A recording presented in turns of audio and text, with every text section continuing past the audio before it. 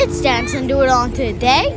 We're at the all-night flea market. So we decided to check this out, see what they had to do, and since it's in the fall, there's a lot of different Halloween decor and costumes to check out. So if you're looking for bargains or unique finds, this is the place to be. Hope you enjoy. No, don't bother.